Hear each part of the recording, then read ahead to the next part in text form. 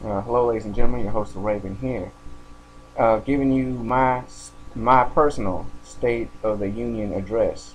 And this address isn't to the politics of the United States of America, or I mean, it has to do with the economy, but I'm not an economist, and I'm not gonna be coming to you from that standpoint. I'm coming to you from a spiritual standpoint of the state of our nation, going through Jeremiah chapter 5 and following those verses contained therein. Um, the first thing people think about when they think about the health and condition of our nation, you know, poor roads or lack of infrastructure. The economy has been really bad. People are losing jobs. Major corporations like Sears and Kmart are closing 100 stores. Um, a lot of companies have gone bankrupt. People have lost a lot of houses. There's a lot of poverty and despair. There's a lot of frustration. Crime is high, which doesn't, the amount of crime we have doesn't make sense, for us to call ourselves a civilized nation. Also, there's just things, people aren't protected. I mean, consumers aren't protected. I mean, there's no laws protecting you. I mean, all laws are designed to protect, corporations and their wallet, the people or the people at the top who are in control of such things. And we can get, anybody can get bogged down in speculation. We can point fingers and say, well, it's the president not doing a good job. We can point fingers and say, well, it's Congress or it's the Senate. Or we can point fingers and say it's the people not voting. Or we can point fingers at, oh, there's illegal immigration. We can point fingers at, this or that or whatever. Gas prices being high, and you know, Arab corporations charging more for oil, and we can point to wars and troubles in the Middle East and other parts of the world that the United States is involved in. But personally, these things, all those things are symptoms. Those aren't the exact reason. I mean, you can't point at the president and say everything is the president's fault. And you can't point at Congress and say everything is Congress's fault. And you can't point at the Senate or any individual one problem as the sole source of these problems. The source of these problems is this nation's shift away from God, from the Lord God of Israel, of Jacob, of Abraham and Isaac and Jacob. The shift away from him towards belief in evolution, which is mind-boggling to me. It's how can they say, well, it's this evolved from this and this took steps to that. Okay, never in a million years will a jellyfish produce anything other than a jellyfish, and never in 100 million years even, will a human being give birth to some alien advanced race or whatever. That's foolishness, and that's not the subject we're on. But let's turn away. Let's turn towards evolution. We're the best on earth, and we're so great. God has nothing to do with it. Let's turn towards atheism. Let's say that there is no God. Just everybody do whatever we want to do. Everything is prideful. This and people don't understand freedom. As Americans, we think freedom means do whatever the hell you want to do, whenever the hell you want to do it, and that's not freedom. That's just chaos, and there's a big difference between chaos and freedom. Like freedom, if that type of freedom is the freedom that people believe in, then I can be free and go kill your family. I can be free and steal your car. I could be free and burn down people's houses for the joy of it, because it's a free. It's free. Yeah, I can do whatever I want to do. That's what freedom means. I can choose to do whatever the hell I want to do. That's freedom. That's not freedom. That's just chaos and evil action and evil ways. But anyway, people were like, well, how can, why are these problems occurring? Why, is the state of the union in the state it's in? And like I said, I was going to go through verses of the Bible that apply to our current state, of the union. Now we starting reading in Jeremiah chapter 4, verse 1, and it says, "Run ye to and fro through the streets of Jerusalem, and see now, and know, and seek in the broad places thereof, if ye can find a man, if there be any that executeth judgment, that seeketh the truth, and I will pardon it." The Lord is basically saying, if you could find, if you can go through these, if you can go through this, our lawmakers, our corporations, if you can go through, for any just individual person, and find somebody who is honestly trying to do right, who's trying to make a difference, who's working to do right, he will pardon that nation. He will take, punishment away from that nation. I mean, but if you look at our top people, either in, whether in politics or corporate areas, or, I mean, either they can't do what they want to do, towards right, or they will flat out refuse. And there's a big difference, because, I mean, like a lot of people say the president hasn't done this, the president hasn't done that. Well, the president doesn't have absolute power. He can't just say, I want all jobs to be created, everybody go make jobs. If he can say, let's propose this, and, create jobs, and this Congress can say, well, nah, we don't want to do that. Senate can say, nah, we don't want to do that. And then it goes out the window. So I'm not pointing at politicians and saying that they're evil, or Congress is evil, or Senate is evil, or President is evil. I'm saying that there are some who try and are thwarted, and then there's some who are outright, trying to destroy this country for their own gain or means. So there's a big difference. Now, basically, if the shoe fits, then you wear it. I mean, I can't point, there's too many people involved in any given organization anyway to point the finger at one person. So it's, if you're watching this, you know who you are. So anyway, let's continue. "And though they say, the Lord liveth, surely they swear falsely."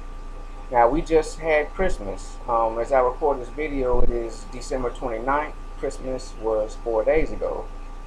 And, a lot of people go around Merry Christmas, Lord bless you, or, yeah, the Lord's good, this and that. With, they paying lip service. It's easy to say, oh, yeah, God, oh, yeah. And then go back to whatever you care about. You care about the money you make, or things you have going for yourself personally, and so you're paying lip service, and lip service isn't going to cut it. Our God, the God of the United States of America, whether people believe that or not, doesn't change the literal fact. He is a living God. He is not going to accept just lip service. I mean, think about it. If you had children, they said, oh yeah, we love you, mommy, we love you, daddy, and then they went, you tell them go to bed and they're up playing. You tell them, eat your breakfast, and they're throwing their food. You tell them do their homework, and they're watching TV. It's like, okay, you're paying lip service. You're saying, I love you. You're saying you'll do this. You're saying you'll do that, but you're not. You're just running your mouth. And no decent parent will accept, just lip service. Just, the spoken word and not deed. And neither will God. We can't expect Him to expect less than what we would expect, even as humans. I mean, come on. If a human won't accept it, why would Almighty God accept it? Okay. Verse 3.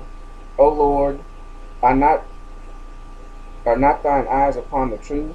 Thou hast stricken them, but they have not grieved.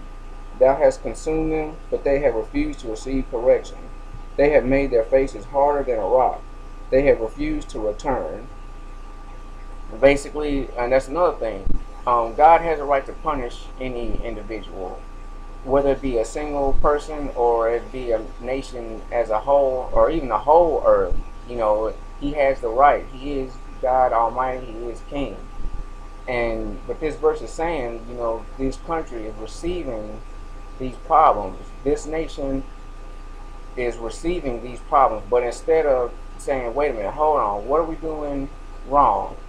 Besides, bickering between political views and religious views or sociological views, they're not actually saying, wait a minute, why has it started to happen? What is the major change? What is the major shift in this country since, before, when we had prosperous times, to now? Nobody is saying, they're just taking it as all things are getting harder. Let's just, keep doing what we're doing and keep battling to make it work how we want it to work, instead of saying, wait a minute, hold on, let's stop and see what we're doing wrong. Where has this nation shifted from? And the obvious answer is shifted from away from God. No, I mean, you can say, well, it's money, it's the economy, it's this and that. This nation has always been a capitalist nation. It's always been about making money or doing this or doing that. That hasn't changed. I mean, everybody wants to make money. Everybody wants to work, feed their families and be happy, be prosperous. I mean, that hasn't changed since America was founded. In fact, the big part of the reason America was founded was due to people taking money from them without them being able to say anything about it. Taxation without representation. I mean, they fought a civil war over the right to, take care of their families, earn money themselves, not have people, take things from them without them being able to do anything about it. And so that core has never changed. I mean, we still want, financial prosperity. I mean, that's always going to be the same. It's not money. I mean, but there has been an obvious shift away from Christ. I mean, take the Ten Commandments out of the courtrooms, take prayer out of schools, people trying to get God taken out of, in God we trust, off the coins, take, God out of the Pledge of Allegiance. I mean, just remove God out the way. Let's everybody just do what they want to do themselves and make, believe in whatever you want to believe in, as long as it doesn't go against making money. As long as it doesn't go against, worldly views, so, and that's where it's coming from. And he's not going to just sit back and let that happen. Let's continue. Therefore I said, surely these are poor, these are foolish, for they know not the way of the Lord, nor the judgment of their God. I will get me unto the great men, and I will speak unto them, for they have known the way of the Lord and the judgment of their God. But these have altogether broken the yoke and burst the bonds. Here he's saying that surely these are poor. I mean, they're foolish. I mean, we are poor. I mean, America is a poor country. Now you're saying, no, this, after this, you can say Somalia is poor or this other country is poor, but America, compared to what it was, is poor. I mean, you have to pay almost $4, $5 for a gallon of milk, whereas 10 years ago it was like $2.50. It's like, come on, cost of everything goes up, but people's pay remains the same. Now, people might say, well, that's just a complaint of salaried people. They want the minimum wage to be upped. Okay, but regardless of what you make, if prices rise and your pay doesn't rise, like, I mean, if you're salary, you get $50,000 a year, you're $50,000 a year, or maybe you get $120,000 a year, it's still gonna go. You're still gonna be, you're gonna be not be able to do as much with the same amount of money. I mean, think about it. If you make $120,000 a year, milk is $2.50, gasoline is $1.96. Your $120,000 will go way further than it will if milk is $5 a gallon and gas is $10 a gallon. So I mean, regardless of whether you're salaried or whether you make or you're an hourly employee, if prices go up and pay doesn't increase, companies are finding ways to pay people less, cut hours or cut jobs or cut divisions, and you're still in trouble. It may not affect you as greatly, but you're still, I mean, if I'm sitting there watching things, get worse for myself, I'm gonna be upset regardless of how much money I make. I mean, I want to live the best life for myself as possible, and that doesn't go with, oh well, the nation is getting poor and people can't afford this, can't afford that, but I can still afford it. I'm gonna think, wait a minute, hold on, I mean, this is hurting me too. It may not be hurting me as much, but it's something I still wouldn't. It's a negative trend that I don't want to see continue or increase. So I mean, these are poor. They have not known the Lord or nor the judgment of their God. It's, I mean, they're not even these people are foolish. They're not even realizing that, which people of this nation, we're not even realizing why our things are coming this way, why things are, being this way, what is going on, why is this nation going downhill, regardless of politics. I mean, you can put whoever you want to in there, but if this nation is given over to if it's a foolish nation, I mean, it's gonna make whoever you put there is gonna make a bad policy or no policy at all, or they can make a good policy and then it be voted down. So it's not just politics. And verse 5, I will give me unto the great men and I'll speak unto them. He's saying that maybe if I speak to the people who are in charge, maybe they'll do right. I can't speak to because the other people, they're not understanding, they're not paying attention, they don't want to hear what I have to say. They just want to keep doing what they're doing and have their face set in their own ways, and they don't want to listen. So maybe I'll get to the great men and speak to them. Maybe that'll invoke a change. Verse 6. Wherefore a lion out of the forest shall slay them, and a wolf of the evening shall spoil them. A leopard shall watch over their cities.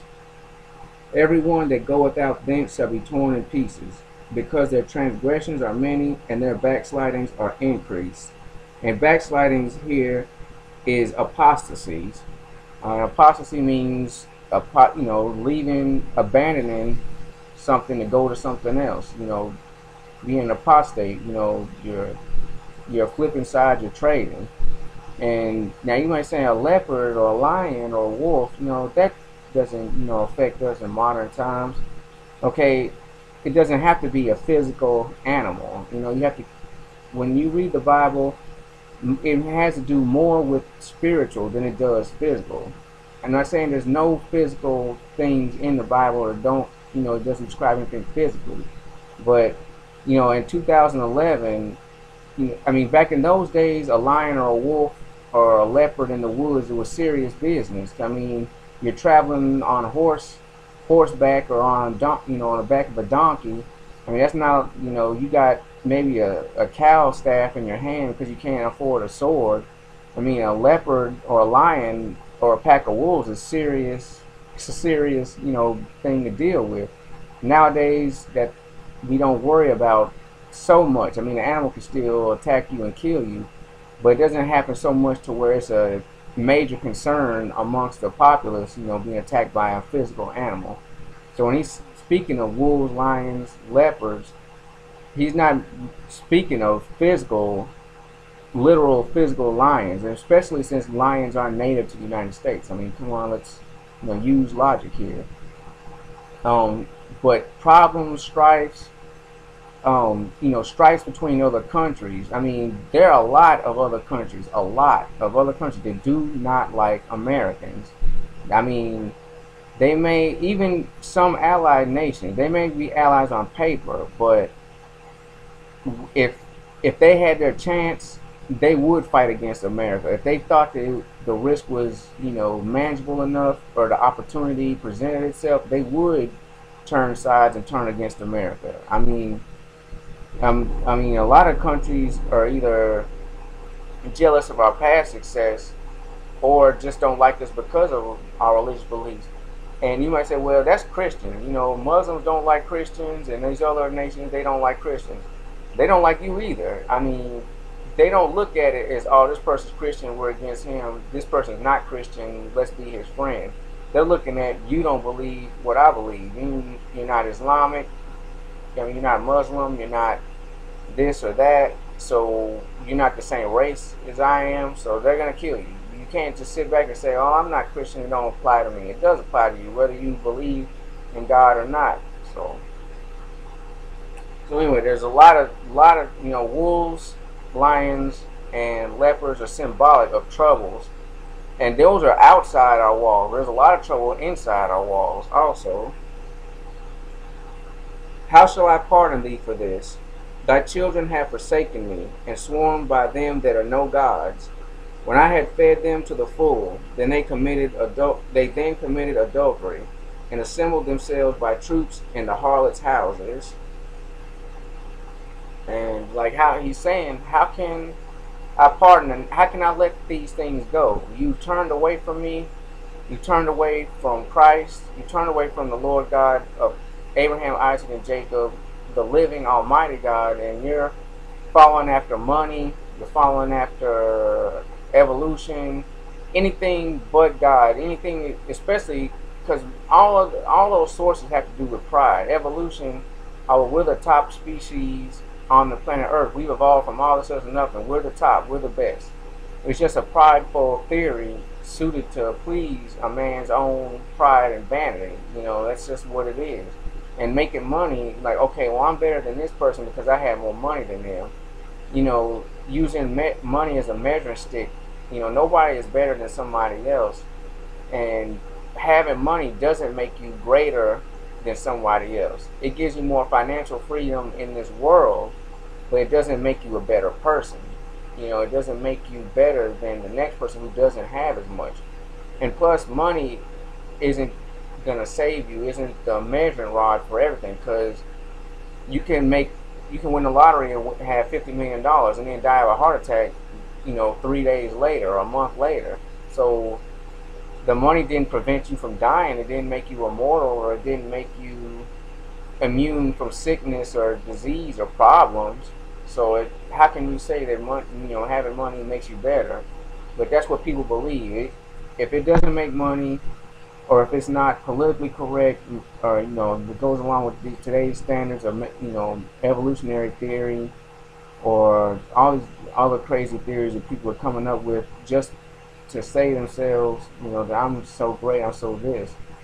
Which the theory of evolution is disrespectful to any individual who believes in it, because you're saying that you're just a flesh machine this only evolved from this and that, and you have no soul. You're just a product of chemicals combined in the ocean and recombining into different forms. So once you die, you're nothing, and you're gonna die. And there's no I'm gonna live or whatever.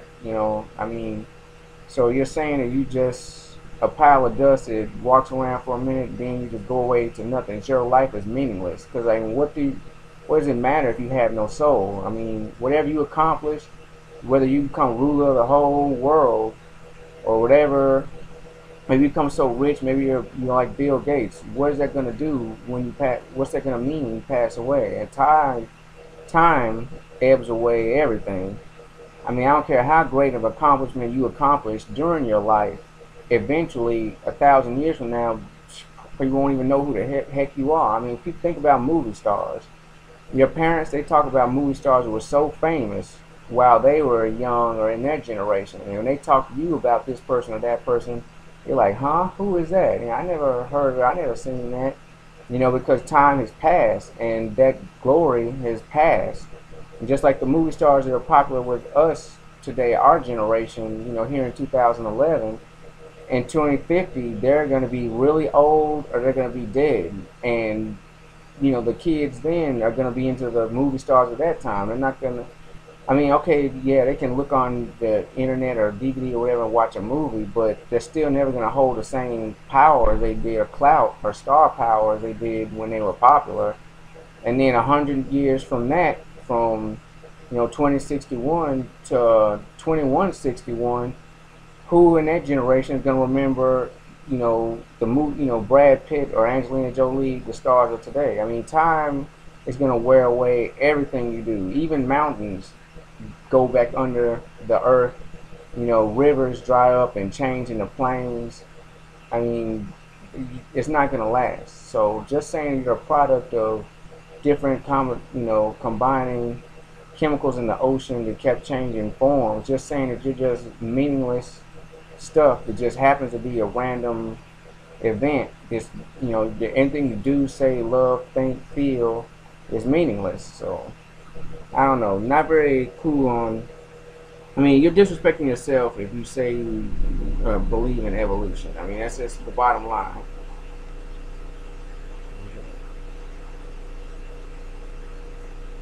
Okay. Well, I appreciate y'all watching this address, my personal State of the Union address. Once again, besides the excerpts I read from the Word of the Lord, which I encourage you to read for yourself, more so than listening to me, I would recommend the fifth chapter of Jeremiah for yourself.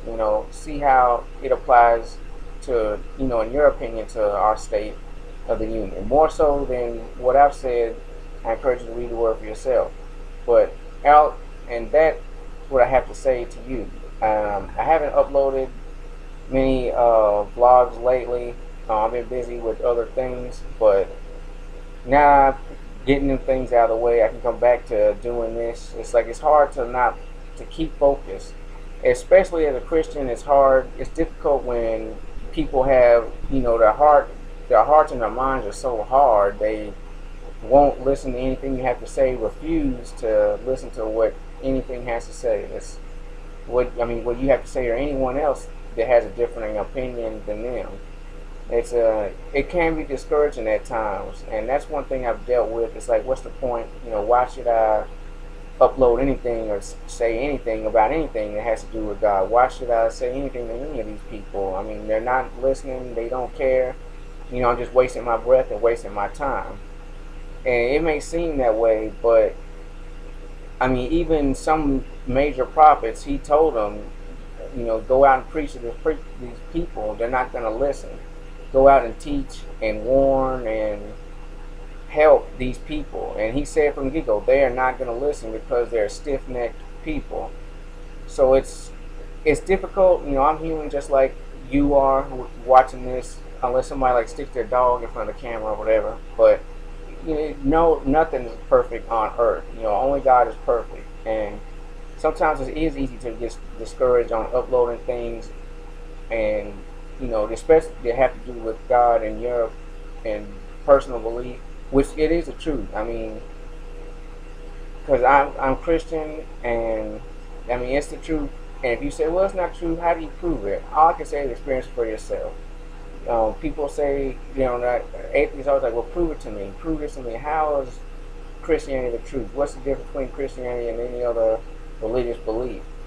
And that, honestly, to me, that question is the same as asking about, a virgin asking, a married man about sex. Like, how does that feel? How is this and that? Now, the guy, he can go into details about doing this or doing that, but it's still not the same until you experience it yourself. And you have to experience Christianity for yourself. I'm not here to try to teach you how to be Christian. I'm merely pointing out things that have to do with Christianity that apply to our times in modern life, and to encourage you to read the Word for yourself and establish a relationship with God on your own. Well, anyway, I'm your host, Raven. I appreciate y'all watching. Please comment, rate, leave a question. I'm very good at answering questions and responding to comments. I don't just upload stuff and then walk away. So anyway, I hope y'all have a good day, and I appreciate y'all watching.